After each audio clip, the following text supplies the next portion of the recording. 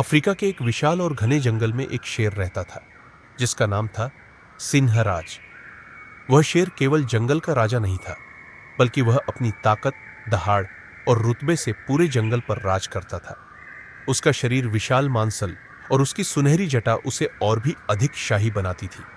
उसकी आंखों में आत्मविश्वास चमकता था और जब वह चलता था तो ऐसा लगता था मानो धरती भी उसके कदमों के नीचे झुक जाती हो।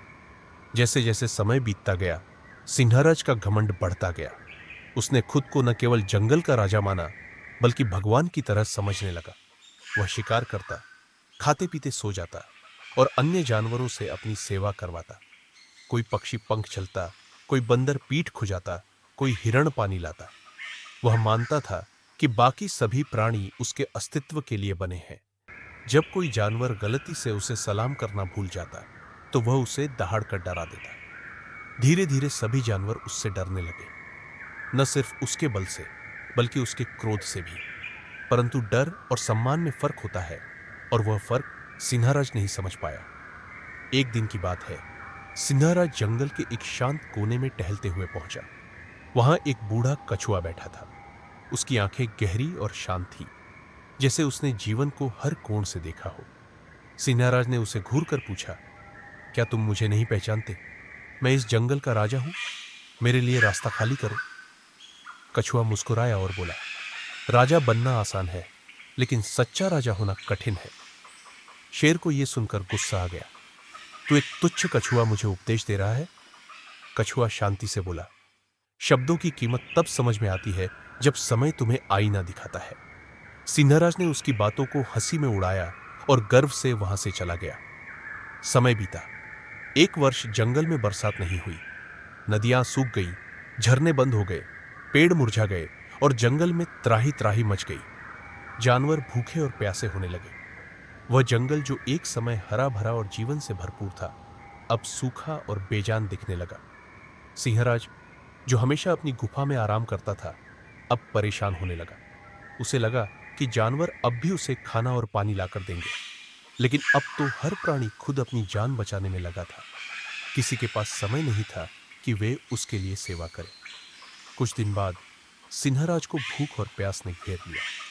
उसका शरीर कमजोर होने लगा, उसकी अयल बिखर गई और उसकी चाल भी लड़खड़ाने लगी। जिस गुफा में वह राजा बनकर सोता था, अब वह उसे अकेलेपन और निराशा का प्रतीक लगने लगी। वह जंगल में भटकता रहा, लेकिन कोई उसकी मदद को नहीं आया। उसकी धाड़ अब इतनी शक्तिशाली नहीं रही थी कि कोई डर के मारे भागे। वह जंगल के लिए अब सिर्फ एक भूखा शेर था। एक दिन प्यास और कमजोरी से बेहाल होकर वह उस कछुए की याद में पहुंच गया जहां वह पहले मिला था। वह उसी पुराने स्थान पर बैठा था, शांत, स्थिर और मुस्कुराता हुआ। कछुए ने उसे देखा और कहा, आखिरकार समय ने तुम्हें तुम्हारा सच दिखा दिया। शेर ने शर्म से सिर झुका लिया। वह कुछ कह नहीं सका। कछुए ने पास में बह रहे एक छोटे से पानी के स्रोत की ओर इशारा किया। शेर ने वहीं झुककर पानी पिया और जैसे ही पानी की बूंदें उसके गले में उतरी, उसे एक नई ऊर्जा मिली, पर साथ ही एक गहरा पछतावा भी। कछुए ने कहा, अगर जंगल तुम्हारे बिना जी सकता है तो तुम उसके बिना क्यों नहीं? सच्चा राजा वो होता है जो जंगल की सेवा करे, न कि उससे सेवा ले। उस दिन के बाद सिंहराज में बदलाव आ गया। उसने जंगल की भलाई के लिए काम करने की ठानी। वह जानवरों के पास गया, क्षमा मांगी और मदद का हाथ बढ़ाया।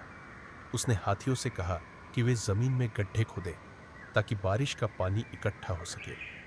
बंदरों से कहा कि वे बीज फैलाएं।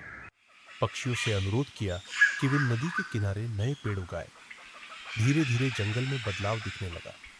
मिट्टी में नमी आई, बीज अंकुरित होने लगे और कुछ समय में वह सूखा जंगल फिर से हरियाली से भरने लगा। जानवरों के चेहरों पर मुस्कान लौट आई। सिंहराज अब उनके बीच सिर्फ राजा नहीं, उनका मित्र बन गया था। उसकी शक्ति अब सिर्फ मांसपेशियों में नहीं, बल्कि उसकी सेवा और त्याग में भी दिखने लगी। वह बूढ़े और बीमार जानवरों की मदद करता, नए बच्चों को सुरक्षा देता और हर सुबह जंगल का चक्कर लगाता कि सब कुछ ठीक हो। कुछ महीनों बाद पूरे जंगल ने मिलकर एक समारोह आयोजित किया। उस दिन सभी जानवरों ने मिलकर सिंहराज को फूलों की माला पहनाई और कहा, आज से तुम हमारे दिलों के भी राजा हो। उस दिन बूढ़ा कछुआ भी वहां आया। सिन्हाराज ने उसके पास जाकर सिर झुका लिया। कछुआ बोला, अब तुम सच्चे राजा हो, निडर लेकिन दयालु, शक्तिशाली लेकिन विनम्र।